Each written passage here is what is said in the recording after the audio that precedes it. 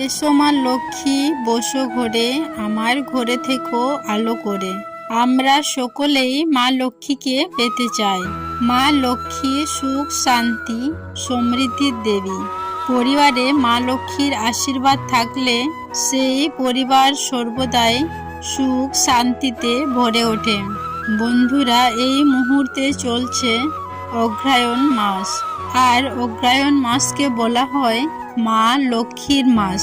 কারণ আপনি নিশ্চয়ই জানেন যে বাংলা সালের এটি অষ্টম মাস হলেও একসময় এই অগ্রহায়ণ ছিল বছরের প্রথম মাস। এই মাসেই গ্রাম বাংলার প্রতিটি ঘরে নবান্ন উৎসব এবং প্রত্যেক বৃহস্পতিবারে লক্ষ্মী পূজার বিশেষ আয়োজন করা হয়ে থাকে। এই মাসেই বছরের সবচেয়ে শ্রেষ্ঠ বিরি অর্থাৎ ধান উৎপন্ন হয়, আর ধান হলো মা লক্ষ্মীর প্রতীক। যে কারণে অগ্রহায়ণ মাসকে মা লক্ষ্মীর মাস বলে গণ্য করা হয়। বন্ধুরা, এই অগ্রহায়ণ মাসে অর্থাৎ এই লক্ষ্মী মাসে যদি বাড়িতে এই গাছগুলির মধ্যে অত্যন্ত একটি গাছ অগ্রহায়ণ মাসে লাগানো হয়ে থাকে, তাহলে জীবনে শুভ বার্তা বয়ে নিয়ে আসে। মা লক্ষ্মীর আশীর্বাদে সেই পরিবার ধনধান্যে পূর্ণ হয়ে ওঠে। শুধুমাত্র আমাদের শাস্ত্রে নয়, সমস্ত ধর্মেই গাছ লাগানো অতি পবিত্র ও পরম কর্তব্য বলে মনে করা হয়। তাই এই সমস্ত গাছগুলির মধ্যে থেকে অত্যন্ত একটি গাছ অগ্রহায়ণ মাসে বাড়িতে লাগিয়ে নিজের জীবনকে শুভ এবং আর্থিক দিক থেকে ভরিয়ে তুলুন। নিশ্চিত রূপেই মা লক্ষ্মীর আশীর্বাদ প্রাপ্ত হবেন। তবে হ্যাঁ, একটি বিষয় সর্বদাই মনে রাখবেন যে গাছগুলি লাগানোর পর অতি অবশ্যই তার যত্ন নেবেন এবং পরিচর্যা করবেন। গাছগুলির শ্রীবৃদ্ধির অর্থ হলো আপনার শ্রীবৃদ্ধি, আর গাছগুলি লাগানোর একটি নির্দিষ্ট নিয়ম রয়েছে। এই সমস্ত কিছু বিষয় এই ভিডিওর মধ্যেই বিস্তারিত আলোচনা করব। নমস্কার বন্ধুরা, ধর্মকথা চ্যানেলে জানাই আপনাদের সুস্বাগতম। আশা করছি ঈশ্বরের কৃপায় আপনারা সকলে ভালো আছেন এবং সুস্থ আছেন। বন্ধুরা, পবিত্র অগ্রহায়ণ মাস লক্ষ্মী মাসে মা লক্ষ্মী প্রিয় গাছগুলির মধ্যে অত্যন্ত একটি অতি অবশ্যই বাড়িতে লাগান। আপনি এই গাছগুলির মধ্যে কিছু গাছ আপনি ঘরের অভ্যন্তরে লাগাতে পারেন, আবার কিছু গাছ আপনার বাড়ির আঙিনা বা উঠোন থাকলে সেখানেও আপনি লাগাতে পারেন। প্রয়োজন হলে আপনি এই গাছগুলি ছাদেও যে কোনো টবে লাগাতে পারেন।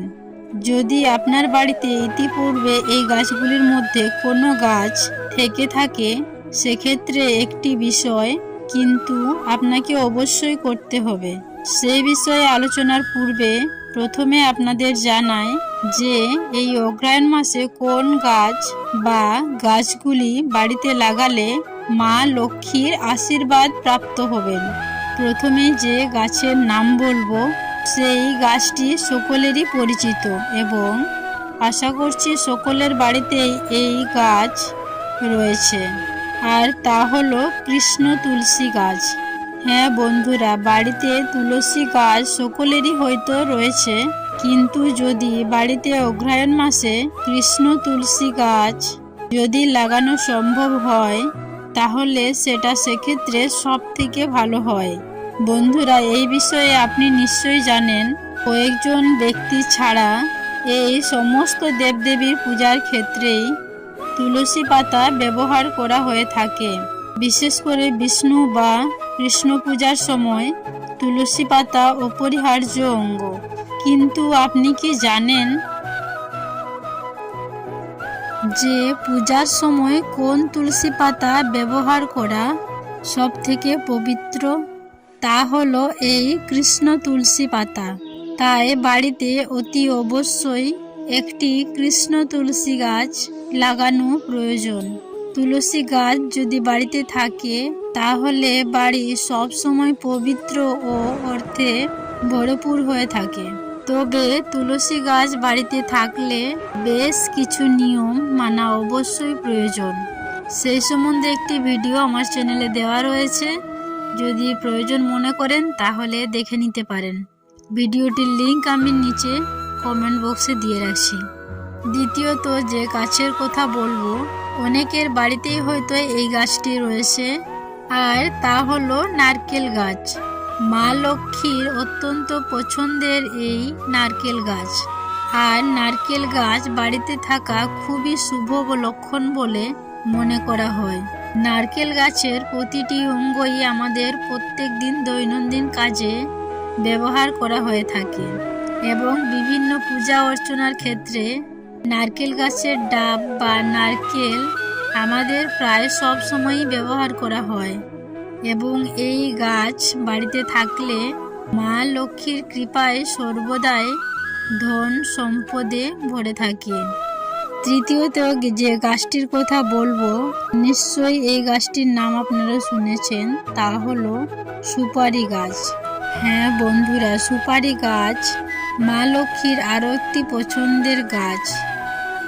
যে বাড়িতে সুপারি গাছ থাকে সেই বাড়িতে মা লক্ষ্মীর আশীর্বাদ সর্বদা থাকে এবং মা লক্ষ্মীর পূজার সময় বিশেষ কারণে দেখবেন পান সুপারি দেওয়া হয়ে থাকে। তাই এই লক্ষ্মী মাসে অবশ্যই পারলে চেষ্টা করুন বাড়িতে একটি সুপারি গাছ লাগানোর।